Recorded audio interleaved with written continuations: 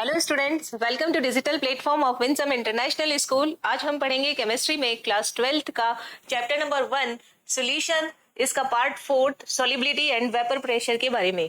Last session में हमने concentration की कुछ यूनिट्स पढ़ी थी, उसी का इफेक्ट देखेंगे हम। टेम्परेचर पर क्या इफेक्ट पड़ता है, टेम्परेचर का इन यूनिट्स के ऊपर क्या इफेक्ट पड़ता है, वेपर प्रेशर क्या होता है, क्या उसकी प्रॉपर्टीज है, और कौन कौन से ऐसे फैक्टर्स हैं जो वेपर प्रेशर जिनसे अफेक्ट होता है।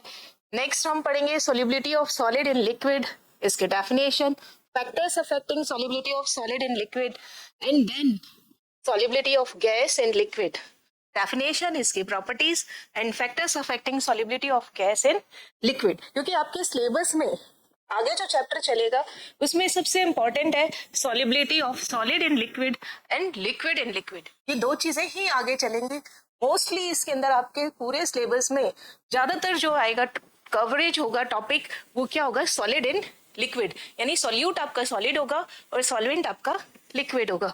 नाउ फर्स्ट हम स्टार्ट करते हैं effect of temperature on concentration units. आपने जितनी भी कंसंट्रेशन की यूनिट्स पढ़ी है उन्हें हम दो पार्ट में डिवाइड कर सकते हैं। कौन कौन से पार्ट्स हैं? कंसंट्रेशन यूनिट्स, जितनी भी यूनिट्स हैं इन्हें हम दो पार्ट में ब्रॉडली डिवाइड किया जा सकता है। इनको कौन कौन सी हैं ये कंसंट्रेशन यूनिट्स, या किस बेसिस पे हम करते हैं? एक हम करते हैं बाय वेट और दूसरी हम करते हैं बाय वॉल्यूम। बाय वॉल्यूम तो बाय वेट यानी जिसमें आपने वेट से डिवाइड किया, और बाय वॉल्यूम जिसमें आपने सॉल्यूशन का वॉल्यूम कंसीडर किया। तो ऐसी जितनी भी यूनिट्स है जिसमें आप बाय वेट यूज कर रहे हैं, तो वहां पर नो इफेक्ट ऑफ टेम्परेचर, कि जब आप टेम्परेचर बढ़ाते हैं ऑन इंक्रीजिंग टेम्परेचर, इंक्रीजिंग पूरा ही लिख देते हैं, on increasing temperature, next time में इंक्रीज ऐसे लिखेंगे, है ना, increasing temperature,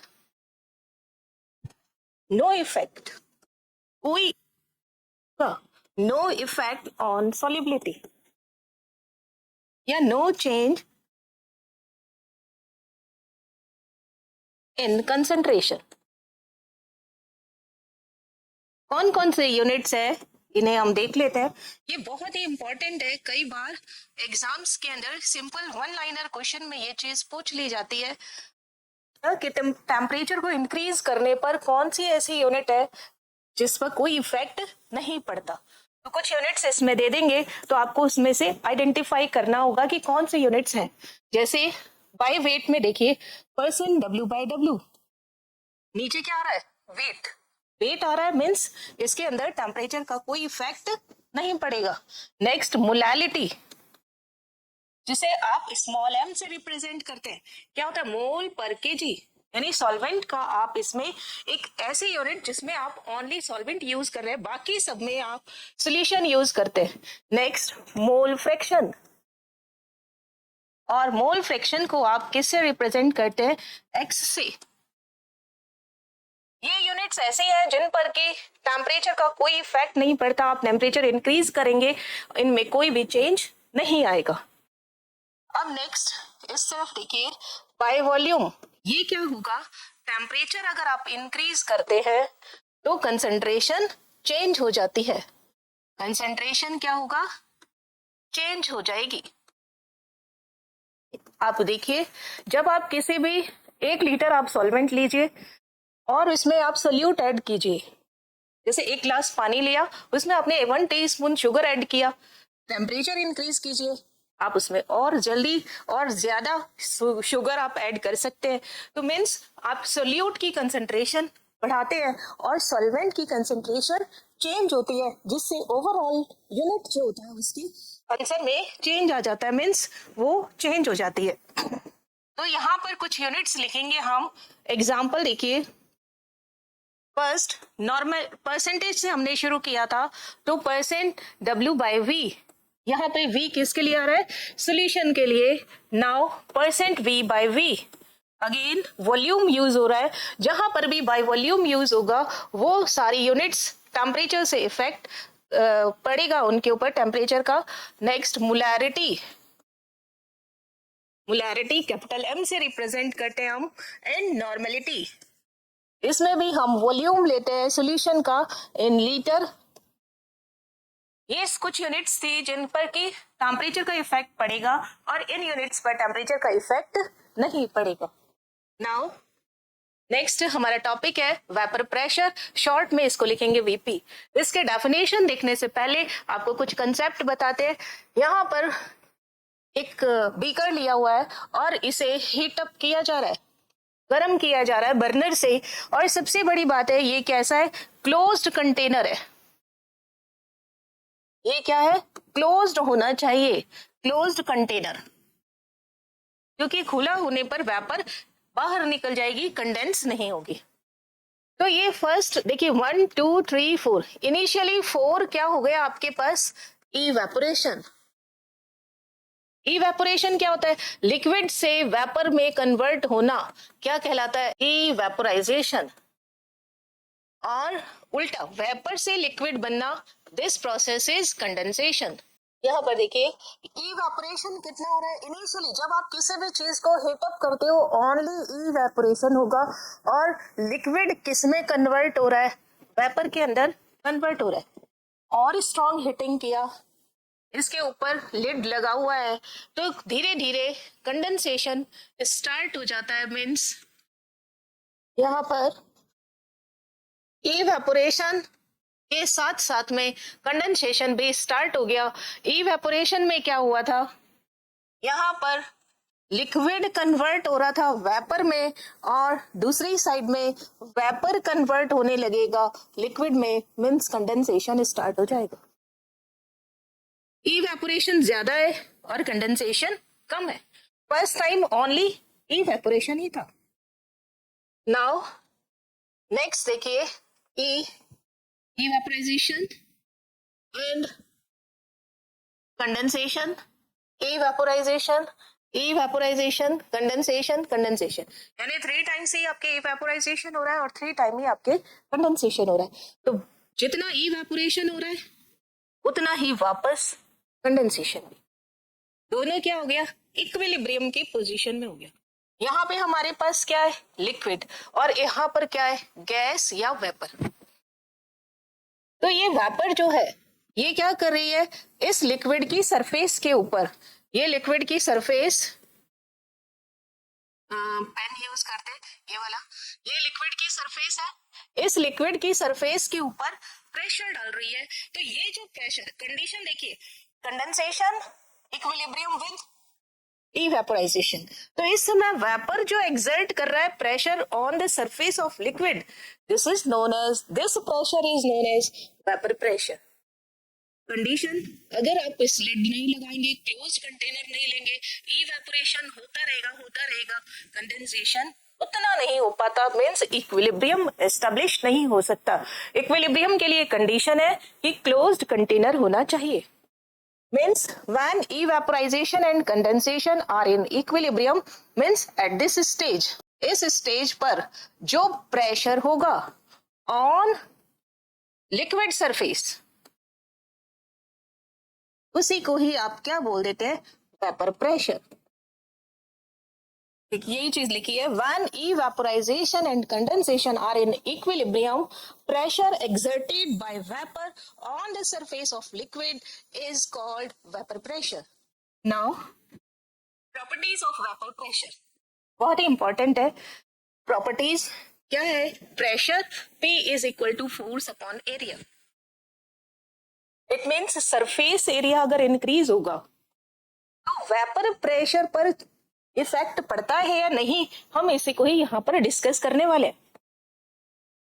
vapour pressure does not depend upon surface area of liquid, liquid के सरफेस एरिया पर डिपेंड नहीं करता। क्यों नहीं करता, क्योंकि अगर आप ए को इंक्रीज कर रहे हो तो एफ क्या होगा, इंक्रीज होगा, फोर्स भी इंक्रीज होगा, इसलिए प्रेशर क्या रहता है, कांस्टेंट रहता है। But rate of vaporisation increase हो जाती है अगर सरफेस एरिया बढ़ाते। अब आप देखिए एक ग्लास के अंदर अगर आप पानी रखेंगे खुला है ये ग्लास, इसमें आपने पानी रखा, तो यहाँ पर सरफेस एरिया क्या कम, तो वेपर प्रेशर क्या होगा, कम होगा।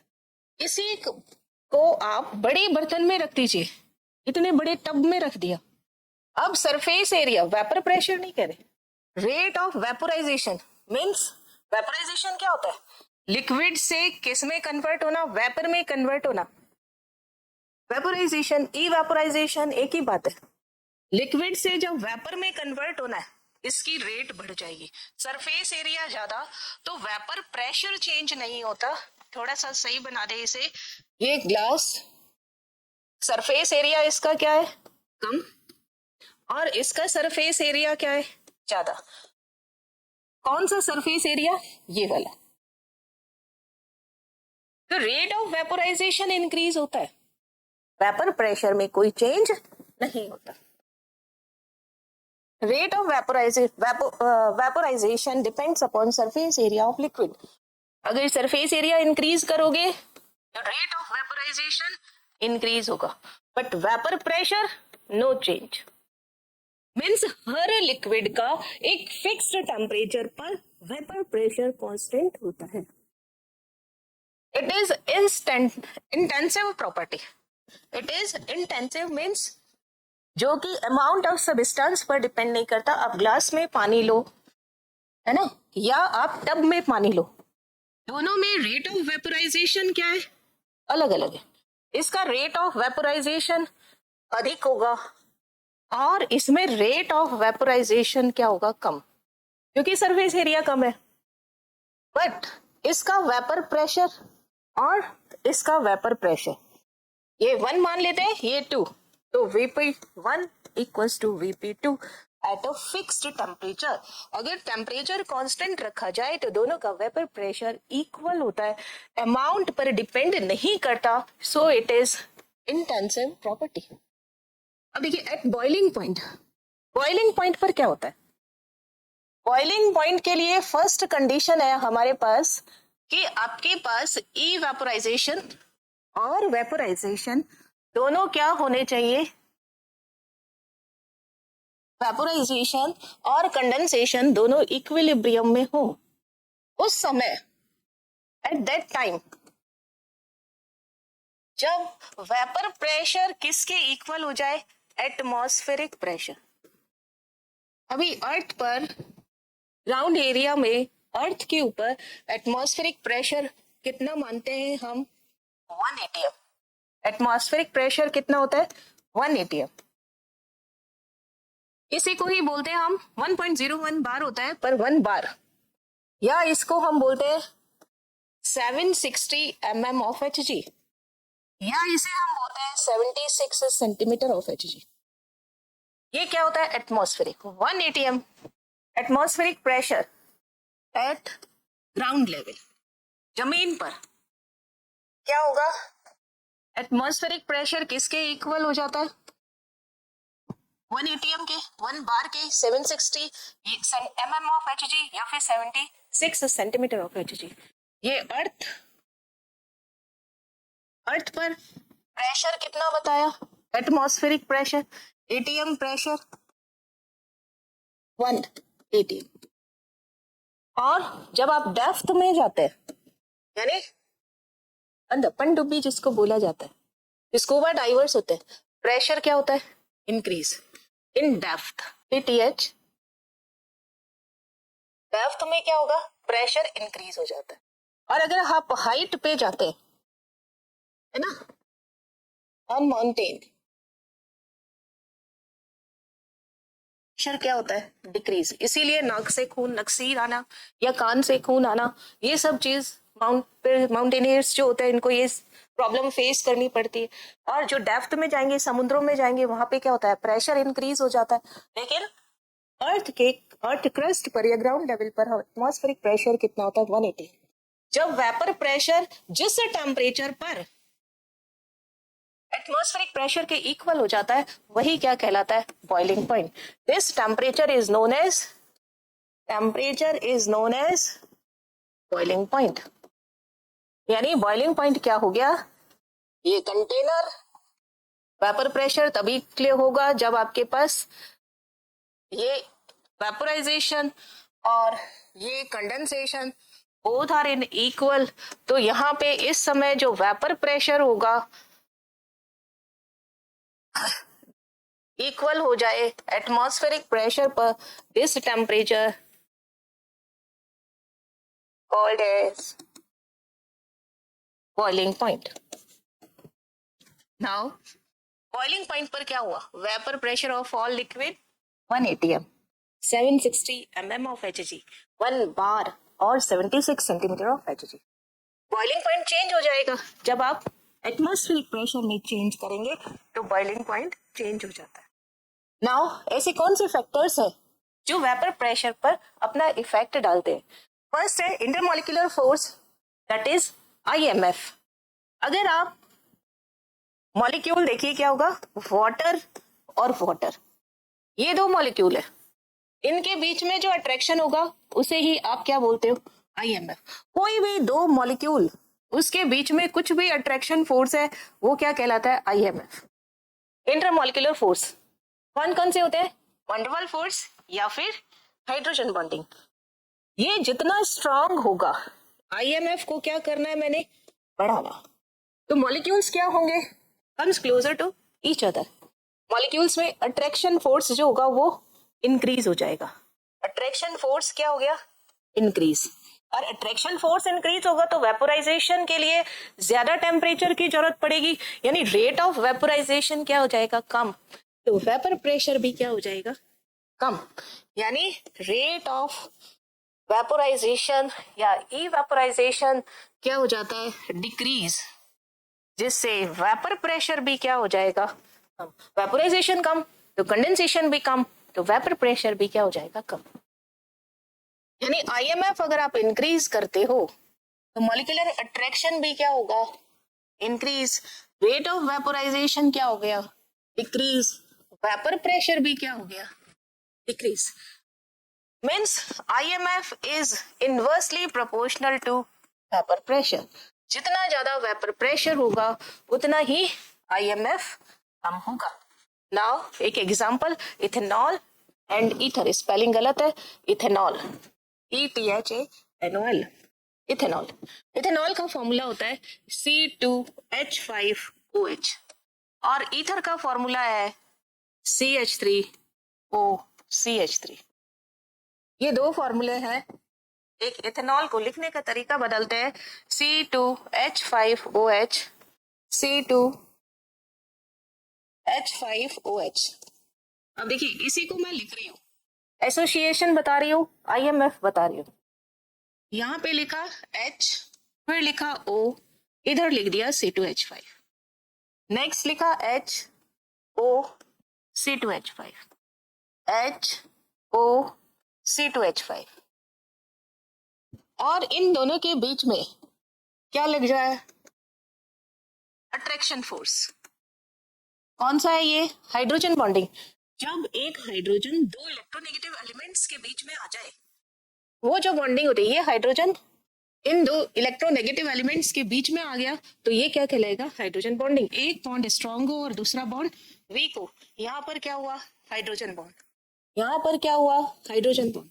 और जब हाइड्रोजन बॉन्ड होगा तो मॉलिक्यूल्स के अंदर यही अट्रैक्शन फोर्स है, तो मॉलिक्यूलर अट्रैक्शन यानी IMF इंक्रीज हो गया। IMF इंक्रीज तो मॉलिक्यूलर अट्रैक्शन क्या हो गया, इंक्रीज हो गया। रेट ऑफ वेपोराइजेशन क्या हो गया, डिक्रीज हो गया, क्योंकि इसको तोड़ने के लिए एक्स्ट्रा एनर्जी लगेगी, और जितनी ज्यादा एनर्जी लगेगी वो कहाँ से मिल रही है, टेम्परेचर। आपको टेम्परेचर क्या करना पड़ेगा, हाई, तब ये टूटेगा। तो वेपोराइजेशन क्या हो जाएगा, या वेपर प्रेशर क्या हो जाएगा, कम। अब नेक्स्ट हम बात करते हैं मॉलिक्यूल ईथर की। ईथर का फॉर्मूला देखिए क्या होगा, CH3OCH3, डाइमेथिल ईथर। कार्बन और हाइड्रोजन के बीच में जो बॉन्डिंग होती है वो स्ट्रांग होती है, इसमें हाइड्रोजन बॉन्डिंग नहीं आएगी। ऑक्सीजन और हाइड्रोजन के बीच में अगर बॉन्डिंग होती है तो वो पोलर होती है, यानी इसमें नो हाइड्रोजन बॉन्डिंग। अब हाइड्रोजन बॉन्डिंग नहीं है, यहाँ लिख देते हैं ताकि ऊपर दिक्कत नहीं हो कि हाइड्रोजन Hb क्या है। No hydrogen bond Hb, Hb नहीं है तो IMF भी नहीं है। इंटरमोलिकुलर फोर्स क्या है, थोड़ा बहुत तो होता ही है, वंडरवॉल फोर्स है ना, लेकिन अट्रैक्शन फोर्स, मॉलिक्यूलर अट्रैक्शन भी क्या हो गया, वीक हो गया। और मॉलिक्यूलर अट्रैक्शन वीक हो गया तो रेट ऑफ वेपोराइजेशन भी क्या हो गया, इंक्रीज हो गया। तो वेपर प्रेशर भी क्या हो गया, इंक्रीज हो गया। यानी बहुत जल्दी जल्दी जल्दी वेपोराइजेशन, कंडेंसेशन जल्दी, तो वेपर प्रेशर क्या हो गया, जल्दी। आप देखिए सेम अमाउंट में वाटर और पेट्रोल को जमीन पे फैलाइए, कौन जल्दी उड़ता है, पेट्रोल जल्दी उड़ेगा। क्यों उड़ेगा, क्योंकि उसका रेट ऑफ वेपोराइजेशन कम है, सॉरी ज्यादा है। रेट ऑफ वेपोराइजेशन ज्यादा मीन्स जल्दी जल्दी उड़ गया। और रेट ऑफ वेपोराइजेशन क्यों ज्यादा है, क्योंकि उसके बीच में हाइड्रोजन बॉन्डिंग नहीं है, और वाटर मॉलिक्यूल्स के बीच में क्या है, हाइड्रोजन बॉन्डिंग, इसलिए रेट ऑफ वेपोराइजेशन उसका क्या हो गया, कम। वेपर प्रेशर क्या हो जाएगा, कम। वेपोराइजेशन कम मीन्स वेपर कम बनेगी, कम बनेगी मीन्स जल्दी वो लिक्विड स्टेट में ज्यादा रहेगा, ज्यादा टाइम तक रहेगा। नाउ एक अनदर एग्जांपल देखिए, ortho nitrophenol and para nitrophenol. पीछे ले लेते हैं इसे, पीछे नहीं आगे ले लेते हैं। Ortho nitrophenol, ortho nitrophenol, ortho group क्या होता है, बेंजीन रिंग, और बेंजीन रिंग के पास पास में जो दो होते हैं, फिनॉल है मीन्स OH, ये क्या हो गया, NO2। और दूसरा कंपाउंड हमारे पास क्या है, पैरा नाइट्रोफिनॉल। अब बताएंगे आप, वेपर प्रेशर अगर ज्यादा हो गया तो बॉइलिंग पॉइंट पे क्या इफेक्ट पड़ेगा, ये अभी आप सोचिए। यहां पर फिनॉल लेकिन यहां पर नाइट्रो, दोनों में देखिए क्या फर्क है। यहां पर NO2 और ये क्या है, पास पास में, तो देखिए इस थोड़ा सा अलग बनाते हैं इसे, डबल बॉन्ड O और O, कोऑर्डिनेट बॉन्ड को ऊपर की तरफ कर देते हैं। और यहाँ पे क्या, हाइड्रोजन, तो इनके बीच में क्या हो गया, हाइड्रोजन बॉन्ड। ऐसे ही दूसरा ऑर्थो नाइट्रोफिनॉल होगा, उसके बीच में मीन्स ये मॉलिक्यूल दूर दूर हो गए, है ना। इसमें क्या हो गया, वीक हाइड्रोजन बॉन्ड है, वीक इंटरमॉलिक्यूलर फोर्स। अगर ये वीक होगा तो आपको एक्स्ट्रा हीट नहीं देनी पड़ेगी इसे ब्रेक डाउन करने के लिए, तो यहाँ पर मॉलिक्यूलर अट्रैक्शन भी क्या हो गया, वीक। तो रेट ऑफ वेपोराइजेशन, जल्दी जल्दी वो लिक्विड से वेपर में कन्वर्ट हो जाएगा, रेट ऑफ वेपोराइजेशन क्या हो गई, इंक्रीज, तो वेपर प्रेशर भी क्या हो गया, इंक्रीज। यहाँ देखिए ऑर्थो नाइट्रोफिनॉल है ना, एक ही के अंदर है तो ये अपने में सिमट के रह गए। यहाँ पर किस तरीके से अट्रैक्शन फोर्स लगेगा, ये देखिए, ये NO2 यहाँ पे दूसरा मॉलिक्यूल बनाते हैं, ये यहाँ पर NO डबल बॉन्ड और इधर OH। अब देखिए इन दोनों के बीच में क्या हो गया, अट्रैक्शन फोर्स, यहाँ पे O और यहाँ पर H, इधर H और इधर O, इनके बीच में क्या हो गया, हाइड्रोजन बॉन्डिंग। अब हाइड्रोजन बॉन्डिंग कैसी होती है, स्ट्रॉन्ग। यहाँ पे तो हाइड्रोजन बॉन्डिंग नहीं है, यहाँ पे क्या है, वंडरवॉल फोर्स है, यहाँ पर हाइड्रोजन बॉन्डिंग है। और इस हाइड्रोजन बॉन्डिंग की वजह से मॉलिक्यूल्स के अंदर क्या चेंज आया, मॉलिक्यूल कैसे हो गए, एक मॉलिक्यूल दूसरा मॉलिक्यूल, इनके बीच में क्या हो गया, हाइड्रोजन बॉन्डिंग, मीन्स ये बहुत ज्यादा पास पास हो गए। हाइड्रोजन बॉन्डिंग कैसी होती है, स्ट्रॉन्ग, हाइड्रोजन बॉन्ड स्ट्रॉन्ग होता है। और किसके कंपैरिजन में, वंडरवॉल फोर्स जो होते हैं वो क्या होते हैं, वीक। केमिकल बॉन्डिंग में ये चीज आपने पढ़ी है।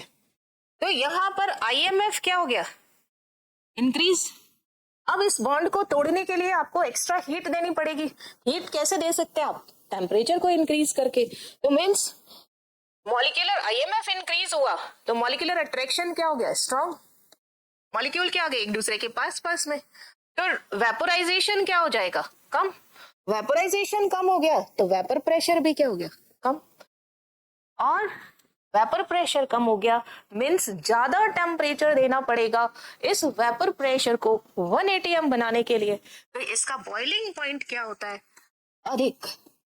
और इसका बॉइलिंग पॉइंट ऑर्थो नाइट्रोफिनॉल का क्या हो गया, कम। they have less boiling point and they have more boiling. क्यों हुआ? अट्रैक्शन ज्यादा, तोड़ने के लिए एक्स्ट्रा हीट देनी पड़ेगी, वेपर प्रेशर को 1 atm पहुंचाने के लिए ज्यादा हीट देनी पड़ेगी, बॉइलिंग पॉइंट क्या हो गया? ज्यादा. नाउ नेक्स्ट, टेम्परेचर का क्या इफेक्ट पड़ता है? फर्स्ट हमने वेपर प्रेशर पर किसका इफेक्ट देख लिया? आईएमएफ का वेपर प्रेशर पर क्या इफेक्ट. अब टेम्परेचर का क्या इफेक्ट पड़ता है? किसी भी लिक्विड को हीट करने पर वो वेपर में कन्वर्ट होता है. कोई भी लिक्विड है, अगर उसे आप कंटेनर में रख रहे हैं, वेपर प्रेशर क्रिएट करना चाहते हैं, तो आप उसको क्या देंगे? हीट. और जिसमें हीट दी जाती है फिर रिएक्शन होती है, तो इसको कौन सा बोलते हैं हम? Endothermic process. लिक्विड से क्या कन्वर्ट हो रहा है? वेपर में कन्वर्ट हो रहा है, इसलिए इसको वेपोराइजेशन या इवेपोराइजेशन बोलते हैं. एक ही बात है, इवेपोराइजेशन. और इसे क्या बोलते हैं? वेपर से जब लिक्विड में कन्वर्ट होगा, कंडेंसेशन. कैसा प्रोसेस है ये? एंडोथर्मिक प्रोसेस है, क्योंकि इसमें आपको हीट देना पड़ रहा है. एंडोथर्मिक प्रोसेस का मतलब होता है डेल्टा एच की वैल्यू यानी एंथैल्पी ऑफ सॉल्यूशन या एंथैल्पी ऑफ रिएक्शन बोल सकते हैं. एंडोथर्मिक है मींस पॉजिटिव. आप डेल्टा एच हीट जो है वो दे रहे हैं, रिएक्टेंट की तरफ है तो दे रहे हैं, या डेल्टा एच जो होगा यहाँ पर. टेम्परेचर अगर आप इंक्रीज करोगे तो वेपोराइजेशन, वेपर में कन्वर्जन क्या हो गया? फास्ट होगा. यानी टेम्परेचर इंक्रीज करने पर आप क्या दे रहे हो? हीट दे रहे हो. तो फॉरवर्ड रिएक्शन टेक प्लेस. क्योंकि ला चाटलियर प्रिंसिपल क्या कहता है कि रिएक्शन अगर इक्विलिब्रियम में है और उसके किसी भी कंसंट्रेशन में, प्रेशर में या टेम्परेचर में चेंज करते हो तो इक्विलिब्रियम उस तरफ शिफ्ट हो जाता है जो कि आपने इफेक्ट डाला है उसको नेग्लेक्ट कर सके. आप हीट यहाँ पर है, आप हीट दे रहे हो तो रिएक्शन उस तरफ जाएगी जहां हीट नहीं है. मीन्स टेम्परेचर कम है, हीट से वेपर में कन्वर्ट हो गया, तो टेम्परेचर इंक्रीज किया तो हीट भी इंक्रीज होगी. Forward reaction take place, vapour pressure क्या हो गया? इंक्रीज. यानी टेम्परेचर बढ़ाने पर वेपर प्रेशर क्या होगा? बढ़ेगा. और इसलिए temperature is proportional to vapour pressure. तो हमने यहाँ पर 3 इंपॉर्टेंट कंक्लूजन निकाले. क्या कंक्लूजन निकाला? फर्स्ट कंक्लूजन था हमारे पास आईएमएफ बढ़ाओगे वेपर प्रेशर कम होगा. दूसरा, टेम्परेचर आप बढ़ा रहे हो तो वेपर प्रेशर बढ़ेगा. तीसरा, वेपर प्रेशर अगर ज्यादा है तो बॉइलिंग पॉइंट कम होगा, क्योंकि बॉइलिंग पॉइंट के लिए फिक्स कंडीशन है कि वेपर प्रेशर इक्वल होना चाहिए एटमॉस्फेरिक प्रेशर के. तो ये तीनों इंपॉर्टेंट कंक्लूजन है जो आपको ध्यान रखना है. अगर आप प्रेशर और टेम्परेचर में ग्राफ खींचते हैं, प्रेशर और टेम्परेचर में ग्राफ खींचते हैं तो इस तरीके का ग्राफ आएगा. नाउ और अरेनियस इक्वेशन से इसे हम प्रूव भी करते हैं. नेक्स्ट हमारे पास टॉपिक है solubility of solid in liquid. Vapour pressure, इसे आप राउल्ट लॉ इस जो कि आगे की चैप्टर में पढ़ेंगे उसमें काम आएगा. Solubility of solid in liquid, इसमें पता चल रहा है आपको सोल्यूट कौन है? सॉलिड. और सॉल्वेंट कौन है यहाँ पर? लिक्विड. लिक्विड वाटर भी हो सकता है, अल्कोहल भी हो सकता है, बेंजीन भी हो सकता है और ईथर भी, CCl4 भी, ये सब लिक्विड ही होते हैं. और सोल्यूट हमारे पास कैसा होना चाहिए? सॉलिड. जैसे सॉल्ट है, शुगर है, यूरिया है, आयोडीन है, सल्फर है, ये सब सोल्यूट की तरह काम करेंगे. डेफिनेशन देखिए, एट अ गिवन टेम्परेचर. जब भी यहाँ पर बात आएगी फिक्स्ड टेम्परेचर की बात आएगी. जब सॉल्युबिलिटी चाहे आप सॉलिड की पढ़िए, चाहे गैस की पढ़िए, चाहे लिक्विड की पढ़िए, आपको टेम्परेचर को कांस्टेंट करना पड़ेगा. देन आप नेक्स्ट टर्म्स के अंदर को रिलेट कर सकते हैं. किसी एक चीज को कांस्टेंट करके आप दूसरी चीजों के साथ रिलेशन बता सकते हैं. तो सबसे आसान रहता है टेम्परेचर को कांस्टेंट करना. Maximum amount of solid dissolve in 100 ml of liquid solvent. Means solvent का वॉल्यूम फिक्स कर दिया. सॉल्वेंट मेरे पास कितना है, चाहे वाटर ले लूं या कोई अदर सॉल्वेंट ले लूं. यहाँ पर सॉल्वेंट मेरे को कितना लेना है? 100 ml. और लिक्विड कंडीशन में इसमें आप maximum amount of solid add कर रहे हो, मीन्स सैचुरेट सॉल्यूशन बना रही हो। और क्या कांस्टेंट कर दिया आपने? टेम्परेचर को कांस्टेंट कर दिया। जब आप टेम्परेचर कांस्टेंट कर दो, वॉल्यूम इसका 100 ml लो, maximum amount of solid added, वो क्या कहलाती है? इसकी सॉल्युबिलिटी। तो मैक्सिमम अमाउंट है तो ये क्या आ गया? ग्राम में आएगा, और ये क्या आएगा? ml में, इन 100 ml, gram in ml, millilitre. Now type of solution on the basis of solubility, इसे हमने पहले भी पढ़ा है, इसलिए सिर्फ नाम ही लिखेंगे यहाँ पर।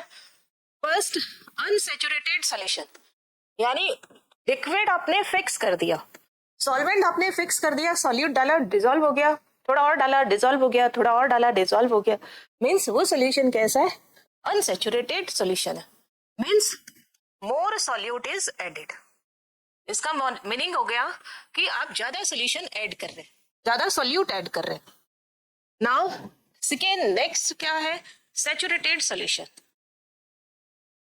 सैचुरेटेड सॉल्यूशन में क्या होता है कि अब आप और ज्यादा सॉल्यूट ऐड नहीं करेंगे, सॉल्यूट ऐड कर दिया तो वो प्रेसिपिटेट या अनडिसॉल्व कंडीशन हो जाएगा, means maximum amount of solid added, maximum amount of solid solute is added, या आप इसको क्या बोल सकते हैं? No more solute is added, भैया अब और ज्यादा नहीं, is added in solution. Fix, temperature को फिक्स करना है। Now super saturated solution, super saturated solution means PPT, precipitation occurs, means वो तले में बैठना शुरू कर देगा, तो वो सॉल्यूशन कैसा हो गया? Super saturated solution.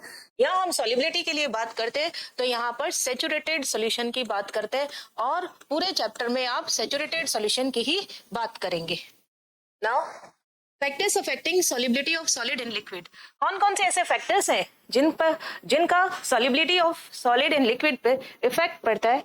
फर्स्ट है इसमें nature of solute and solvent, solute और सॉल्वेंट के नेचर पे। ये वैसा ही है सॉल्यूट एंड सॉल्वेंट जैसे कि हमारी फ्रेंडशिप होती है, जैसे हम होंगे हमारे विचार होंगे, हमारे फ्रेंड्स भी उसी के अकॉर्डिंग बन जाएंगे। ऐसे ही जिस नेचर का सॉल्यूट होगा सॉल्वेंट, जिस नेचर का सॉल्वेंट होगा उसी नेचर का क्या हो गया? सॉल्यूट भी हो गया। यानी एक फिक्स कंसेप्ट है, लाइक डिसॉल्व लाइक, मींस समान समान को घोलता है। इसका मीनिंग क्या है? पोलर अगर सॉल्यूट होगा या आयनिक अगर सॉल्यूट होगा तो सॉल्वेंट क्या होगा? पोलर। इसका क्या मीनिंग है?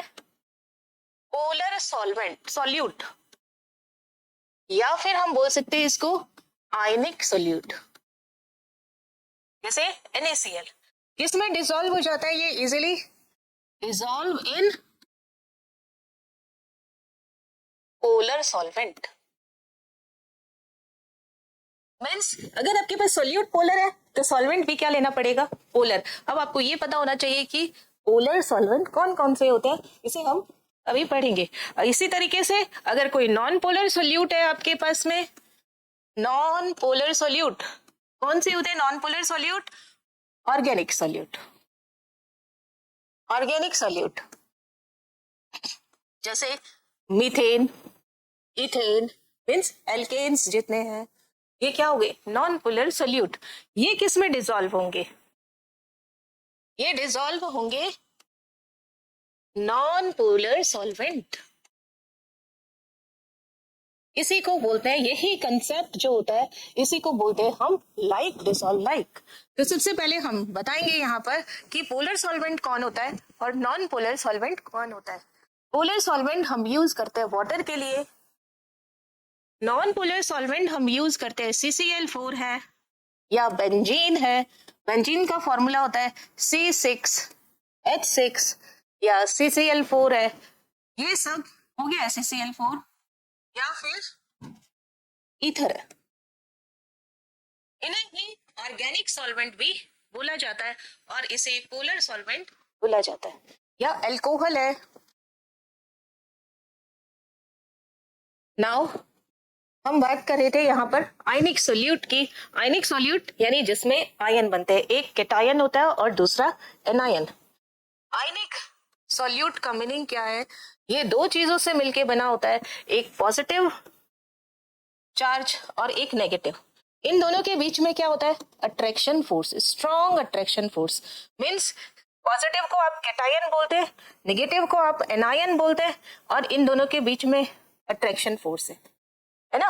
इस सॉलिड को बनने के लिए जितनी एनर्जी यूज होती है इसको ही बोलते हैं लैटिस एनर्जी। अगर लैटिस एनर्जी कम होगी, मीन्स इन आयंस के बीच में जो एनर्जी, इस पूरे सॉलिड को फॉर्म होने के लिए जितनी एनर्जी यूज हो रही है उसे ही क्या बोलते हैं आप? Lattice energy. और लैटिस एनर्जी जितनी कम होगी उतना ही कोई भी सॉलिड इजीली डिसॉल्व हो जाता है। और जब यही कैटायन वाटर के साथ में और एनायन, कैटायन कैसा होता है? पॉजिटिव। एनायन कैसा होता है? नेगेटिव। वाटर के साथ में हाइड्रोजन बॉन्ड बना ले तो इससे जो एनर्जी रिलीज होगी इसको बोलते हैं हम हाइड्रेशन एनर्जी। लैटिस एनर्जी क्या होनी चाहिए सॉलिड की? कम। हाइड्रेशन एनर्जी क्या होनी चाहिए? ज्यादा। तो सोल्यूबिलिटी क्या होगी? ज्यादा। यानी जितना हम सेपरेशन इनको इजीली कर ले और वाटर के साथ में ये अच्छे से बाइंड अप हो जाए तो सोल्यूबिलिटी जो होगी वो इंक्रीज हो जाती है। हाइड्रेशन एनर्जी कैसी होनी चाहिए? ज्यादा। लैटिस एनर्जी क्या होनी चाहिए? कम। तो आयनिक सॉलिड की सॉल्युबिलिटी क्या हो जाएगी? ज्यादा होगी। ये कंडीशन है किसी भी सॉलिड सोल्यूट को, आयनिक सोल्यूट को पोलर सॉल्वेंट में डिसॉल्व करने के लिए। इस यही वजह है कि सारे जैसे NaCl, KCl, KNO3 ये सब कैसे है? आयनिक है, क्योंकि इसमें एक कैटायन है और एक एनायन है। K पॉजिटिव होता है, Cl नेगेटिव होता है, K पॉजिटिव होता है, NO3 नेगेटिव होता है। मीन्स ये सब क्या है? आयनिक सोल्यूट है। और आयनिक सोल्यूट है इट मीन्स किसमें डिसॉल्व हो जाएंगे? ये वाटर में। डिसॉल्व किस में होंगे? In water. लेकिन वाटर में भी इनकी सॉल्युबिलिटी डिफरेंट होती है। इसकी वजह इनकी लैटिस एनर्जी है। लैटिस एनर्जी जितनी कम होगी, हाइड्रेशन एनर्जी जितनी ज्यादा होगी, उतनी ही सॉल्युबिलिटी ज्यादा होगी। I2S8 ये क्या होते हैं? और इनऑर्गेनिक या नॉन आयनिक सॉल्यूट है, इनमें आयन नहीं है। इसी को बोला जाता है कोवलेंट सॉलिड, क्योंकि इनमें कोवलेंट बॉन्ड है। ये किसमें डिसॉल्व होंगे? डिसॉल्व इन बेंजीन C6H6 और CCl4। इसी तरीके से Br2, बहुत सारी ऑर्गेनिक रिएक्शन में Br2 उसमें एज ए सॉल्वेंट क्या लेते हैं? CCl4। या RMGX की जो रिएक्शन होती है उन्हें नॉन एक्वस एनवायरनमेंट क्रिएट करने के लिए ईथर का यूज किया जाता है ना। तो ये सब नॉन आयनिक या कोवलेंट या ऑर्गेनिक सॉलिड्स किस में डिसॉल्व होते हैं? बेंजीन में या CCl4 में या नॉन पोलर सॉल्वेंट में। और आयनिक किस में होते हैं? वाटर में डिसॉल्व होते हैं। नेक्स्ट हम पढ़ रहे हैं effect of temperature on solubility. क्या इफेक्ट पड़ता है टेम्परेचर का? तो जब भी हम किसी सॉलिड सोल्यूट को डिसॉल्व करते हैं किसी पर्टिकुलर सॉल्वेंट में, तब सॉल्यूशन बनता है। इस सॉल्यूशन बनने के साथ साथ या तो हीट लिबरेट होगी या तो हीट एब्जॉर्ब होगी। यानी रिएक्शन कितने तरीके की हो सकती है? On the basis of heat 2 type की होगी। रिएक्शन कितने टाइप की होगी? 2 टाइप की। या तो वो हीट लिबरेट करेगा, लिबरेट करना, एमिशन करना एक ही बात है, और या फिर वो हीट क्या करेगा? एब्जॉर्ब करेगा। मीन्स अगर आप पानी के हाथ हैं आपके और आप सर्फ में डाल रहे हो तो आपको गर्म महसूस होगा, तो इट मीन्स हीट लिबरेट हो रही है। सॉल्यूशन बन रहा है तो हीट लिबरेट हो रही है। मीन्स डेल्टा H कैसा होगा? नेगेटिव, लेस देन 0 वैल्यू होगी। और अगर हीट एब्जॉर्ब हो रही है, आप शुगर ऐड करना चाहते हैं वाटर में और जल्दी ऐड करना चाहते हैं शुगर की क्रिस्टल को, तो हॉट वाटर लेंगे। मीन्स वो हीट एब्जॉर्ब कर रहा है, तो डेल्टा H क्या होगा इसका? पॉजिटिव या मोर देन 0 होगा। तो जब भी डेल्टा एच की वैल्यू नेगेटिव होती है यानी हीट लिबरेट होती है तो इस रिएक्शन को हम बोलते हैं एक्सोथर्मिक रिएक्शन। एक्सो याद करने का तरीका भी यही है, एग्जिट, एग्जिट मतलब बाहर निकलना, हीट जो है वो बाहर निकलती है, थर्मिक मतलब हीट, एक्सो मतलब एग्जिट, हीट लिबरेट हो रही है और हीट एब्जॉर्ब होती है तो इसको एंडोथर्मिक मतलब हीट अंदर ले ली हमने, एंडोथर्मिक रिएक्शन। यानी हमारे पास डेल्टा एच की वैल्यू या तो नेगेटिव हो सकती है या पॉजिटिव हो सकती है। इस बेसिस पर हमारे पास दो केस बनते हैं, केस वन जिसमें delta H is greater than 0 means positive value, और ये क्या हो गया, एंडोथर्मिक रिएक्शन। एग्जाम्पल देखिए, NaCl, KS, KCl, KNO3, NaNO3, KI, AgNO3 और शुगर भी इसी का एग्जाम्पल है। वाटर में आप शुगर ऐड कीजिए या नमक सॉल्ट को ऐड कीजिए या KCl, KNO3, NaNO3, KI, AgNO3 किसी को भी ऐड कीजिए, रिएक्शन आपकी क्या रहेगी, एंडोथर्मिक। मीन्स डेल्टा एच की वैल्यू क्या होगी, delta H solution means heat of solution. इसका पूरे का मीनिंग क्या होगा, हीट ऑफ सोल्यूशन। इसकी वैल्यू क्या होगी, पॉजिटिव, 0 से बड़ा है। एक ही बात है, 0 से बड़ा कहीं पॉजिटिव कहीं ग्रेटर देन 1 कहे या साइन बना दी। तो यहाँ पर अगर आप टेम्परेचर को इंक्रीज करते हो, टेम्परेचर अगर आप इंक्रीज करते हैं तो रिएक्शन कैसी होगी, टेम्परेचर क्या किया आपने, इंक्रीज, टेम्परेचर इंक्रीज किया, ये देखिए सॉलिड सॉल्यूट है प्लस सॉल्वेंट है और हीट क्या हो रही है, एब्जॉर्ब हो रही है, मतलब हीट इस साइड में आएगी। इट मीन्स आपके पास सॉल्यूट भी है, आपके पास सॉल्वेंट भी है और आपने इसको हीट भी दिया, उसके बाद सोल्यूशन बना। और सोल्यूशन कैसा है, ये सैचुरेटेड सोल्यूशन है, मीन्स इससे ज्यादा आप डिसॉल्व नहीं कर पाएंगे सोल्यूट को। अब टेम्परेचर आप इंक्रीज कर रहे हैं मतलब हीट की आप सप्लाई कर रहे हैं, तो इक्विलिब्रियम में होती है ये रिएक्शन, तो रिएक्शन उस तरफ शिफ्ट हो जाएगी जहां पर हीट कम हो। हीट कम किस तरफ है, सोल्यूशन की तरफ, यानी कौन सी रिएक्शन हो जाएगी, forward reaction. Means rate of forward reaction increase हो जाएगी, फॉरवर्ड रिएक्शन की रेट जो होगी वो इंक्रीज हो जाएगी। इट मीन्स उसकी सॉल्युबिलिटी बढ़ जाएगी, दैट इज सॉल्युबिलिटी क्या होगी, इंक्रीज।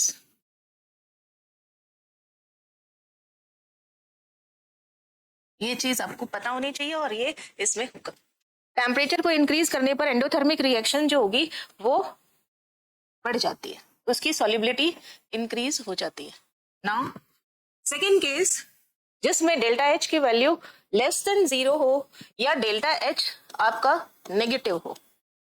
जब नेगेटिव होता है तो कौन सी रिएक्शन होगी, एक्सोथर्मिक रिएक्शन। बार बार ये चीज आपके आएगी, डेल्टा एच एक्सोथर्मिक रिएक्शन में कैसी होती है, नेगेटिव, और एंडोथर्मिक में कैसी होती है, पॉजिटिव। डेल्टा एच नेगेटिव है मीन्स एक्सोथर्मिक रिएक्शन है। इस रिएक्शन को आप किस तरह से लिख सकते हैं, सॉलिड सॉल्यूट, सॉलिड ही है आपके पास में, और सॉल्वेंट, इससे क्या बना दिया, सॉल्यूशन, और सॉल्यूशन के साथ में क्या प्रोड्यूस हुआ, हीट। ये कैसे किसको रिप्रेजेंट करता है, प्लस हीट जब सॉल्यूशन की साइड में है तो मींस ये एक्सोथर्मिक रिएक्शन को रिप्रेजेंट कर रहा है। अब आप हीट बढ़ा रहे हैं, हीट बढ़ा रहे मींस इस साइड से हीट बढ़ा रहे, तो रिएक्शन कैसी होगी, बैकवर्ड रिएक्शन हो जाएगी, मींस सॉल्युबिलिटी डिक्रीज हो जाएगी, वापस सोल्यूट और सॉल्वेंट बनने लग जाएंगे, सोल्यूशन नहीं बनेगा, मींस सॉल्युबिलिटी डिक्रीज हो जाएगी। इसका मीनिंग क्या हुआ, अगर आप टेम्परेचर को इंक्रीज करते हो, अगर आप टेम्परेचर को इंक्रीज करते हैं तो rate of forward reaction decrease हो जाएगी। FR फॉरवर्ड का मतलब है FR, फॉरवर्ड रिएक्शन क्या होगी, डिक्रीज, और बैकवर्ड रिएक्शन क्या हो जाएगी, इंक्रीज। बैकवर्ड रिएक्शन क्या हो जाएगी, इंक्रीज। इट मीन्स सॉल्युबिलिटी क्या हो जाएगी, इसका क्या रिजल्ट होगा, सॉल्युबिलिटी जो होगी वो डिक्रीज हो जाएगी। अगर आप टेम्परेचर को बढ़ाते हो एक्सोथर्मिक रिएक्शन में तो rate of forward reaction decrease हो जाएगी, या इसको ऐसे बोला जाएगा कि rate of backward reaction increase हो जाएगी, जिससे कि इसका मतलब ये हुआ कि इसकी सॉल्युबिलिटी डिक्रीज हो जाएगी।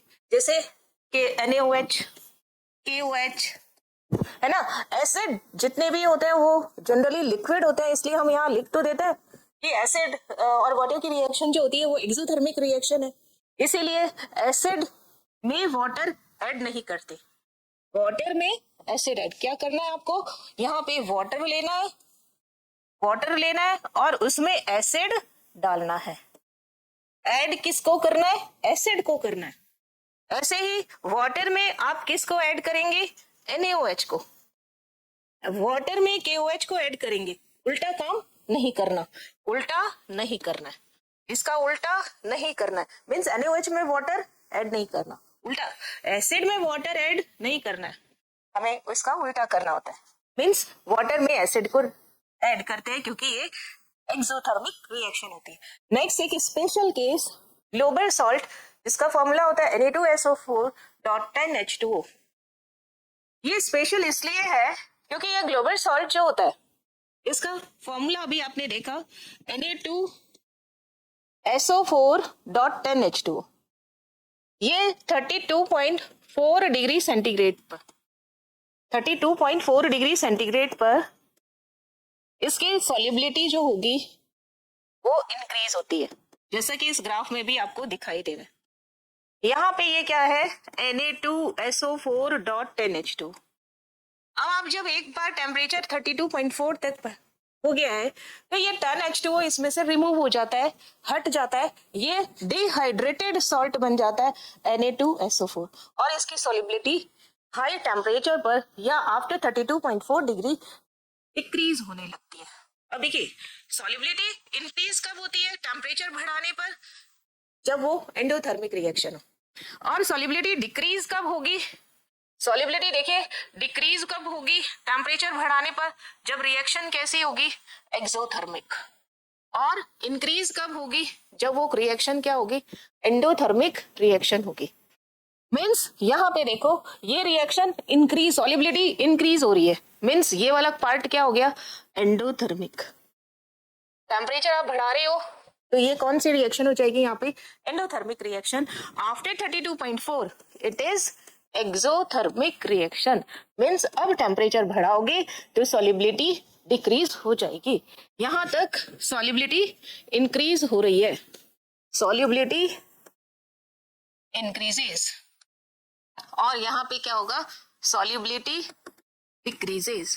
यही चीज यहाँ पर लिखी हुई है ऊपर, डिक्रीजेस। क्या लिखा हुआ है, up to 32.4 degree centigrade temperature global salt remains in the hydrated form. This is hydrated form from whose dissolution is endothermic reaction. ये लिखा हुआ endothermic reaction. So its solubility increases with temperature. Temperature बढ़ाने पर इसकी solubility बढ़ती है। Beyond 32.5 इसके बाद 32.4 डिग्री सेंटीग्रेड के बाद it changes into anhydrous. Means यहाँ पे ये क्या हो गया, Na2SO4 NH2O हट गया, इसको बोलते हैं हम एनहाइड्रस ग्लोबल सॉल्ट, इसको बोलते हैं हम hydrated global salt. This solution is exothermic so it's solubility decreases with increase in temperature. एक ऐसा स्पेशल केस जिसमें दोनों तरीके की सिचुएशंस देखने को मिलती है, एंडोथर्मिक भी और एक्सोथर्मिक भी। अभी तक हमने इस सेशन में solubility of solid in liquids के बारे में पढ़ा, उस फैक्टर्स अफेक्टिंग देखे। नेक्स्ट लेक्चर में हम solubility of gas in liquid के बारे में और उसके फैक्टर्स अफेक्टिंग के बारे में पढ़ेंगे। Thank you so much.